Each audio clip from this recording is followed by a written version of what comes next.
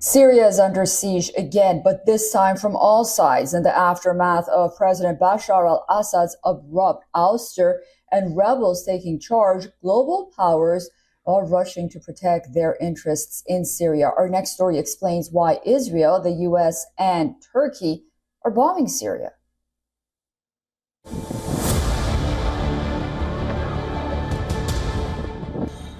Missiles slice through Syrian skies. Fighter jets are constantly dropping bombs as military forces unleash a coordinated assault targeting critical infrastructure and strategic assets. The sudden power vacuum left by Assad's dramatic flight to Moscow has triggered an explosive geopolitical response, with each nation pursuing its own calculated objectives. Israel has carried out over 300 airstrikes in Syria, targeting chemical weapons caches, missile systems, and air defense facilities. These are destroyed boats and other equipment belonging to the former Syrian Navy in Latakia on Syria's Mediterranean coast. The Israeli military insists its forces remain near the border, denying reports of an advantage toward Damascus. With Assad gone, Israel is seizing the moment to eliminate potential threats, saying dangerous weapons might fall into rebel hands, but many fear that Israel might be aiming for a longer military presence. Israel is not the only country bombarding Syria. The US has bombarded over 75 Islamic State-linked targets, including camps and operatives in central Syria. The Pentagon claims the strikes aim to prevent ISIS from regrouping. Turkey, too, has intensified its actions, using air power to support rebel forces attacking Kurdish-held areas in northern Syria. This has sparked tension with the US, and the two NATO allies find themselves backing opposing sides in Syria's fragmented conflict. The United Nations has urgently called for an immediate halt to military actions and saying that the rebel coalition's leading group, Hayat Tahrir al-Sham or HTS, is so far sending the right messages. The reality is, so far, is that the HTS and also the other armed groups have been sending good messages to the Syrian people. Now, many Syrians are returning home and hoping for better times. Syria, devastated by a civil war that claimed 500,000 lives, now faces a new chapter of violence. The struggle for control in the post-Assad era has just begun. Bureau Report, WION The World is One.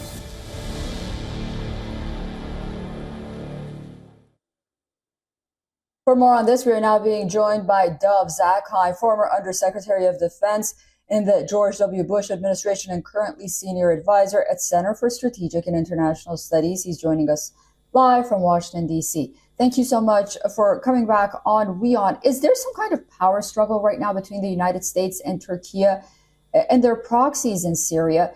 And what is next for Syria? Well, I wouldn't call it a struggle, but there's clearly a competition. As you just heard, you've got three sets of bombings going on. The Israelis taking out chemical weapons facilities, which frankly everybody will agree is a good idea.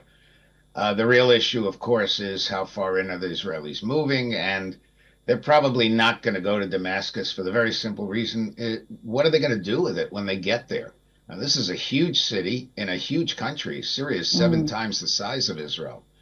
They've got enough on their plate. So they're not going to do that, but they do want to take out not only the chemical facilities, but also anything that allows Iran to continue to supply Hezbollah in Lebanon. So that's the Israelis. We, the United States and the Turks, are clearly on opposite sides because we are supporting what is called the Syrian Democratic Forces, led by the Kurds. The Kurds have referred to the area they control as Rojava, which sounds an awful lot like a state, which is the nightmare for Turkey because of so many Kurds living, especially in southeastern Turkey.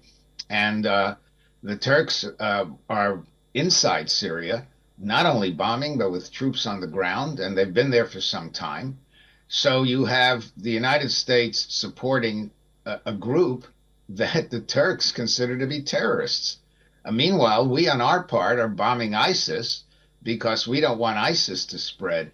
This is very much like the chaos that happened in 1917 with the Russian Revolution, where you had so many parties essentially fighting it out until the Bolsheviks came on top.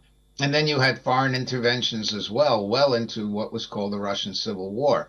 We don't really know what's going to happen in Syria. We know that HTS and especially al-Jawlani, the leader, is saying all kinds of nice things. They are still, by the way, on the American terrorist list. And we don't know whether what's being said now will apply later on. Look at Afghanistan, where the Taliban initially said all kinds of things that made people think they were more moderate, and that, of course, has not been the case.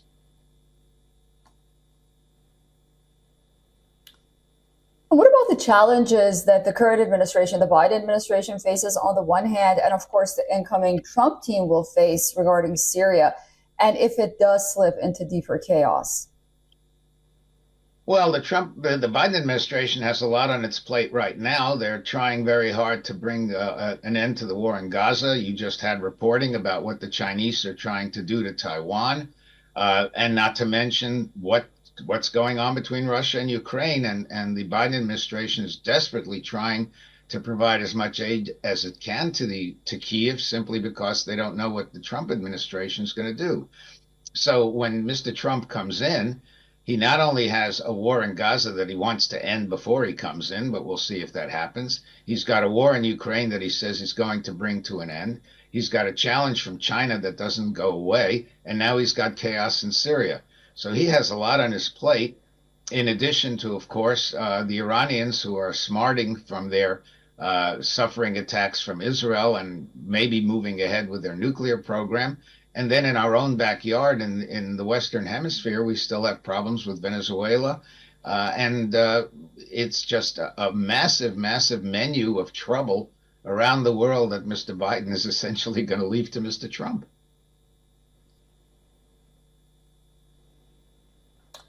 And we talked about Israel a bit, but Iran, Saudi Arabia, and Iraq are now condemning Israel, what they call, quote unquote, Israel's dangerous land grab in Syria. But as you mentioned, everyone should be happy that Syria is targeting these chemical weapons facilities. So why are they saying this? And is their concern legitimate? Look, I think it's a message. And frankly, it's a sensible message, because what they're telling the Israelis is, don't move toward Damascus. As I said, the Israelis cannot cope with taking over Damascus, and frankly, they cannot cope with taking over Syrian territory. The Arab states, several of whom are actually reasonably friendly with Israel, are saying, look, don't lose your heads here. You've got enough that you're doing. You're still in Gaza. You have a very, very fragile ceasefire with Hezbollah. Don't violate Syria's borders. You're already on the Golan Heights. And as you know, only the United States recognizes Israeli control of the Golan Heights. So it's a message more than a real attack or anything like that by these Arab countries. They're simply saying, don't overdo it. Dov Zakheim, always a pleasure talking to you. Thank you for joining us. Thank you for having me. For all the latest news, download the WION app and subscribe to our YouTube channel.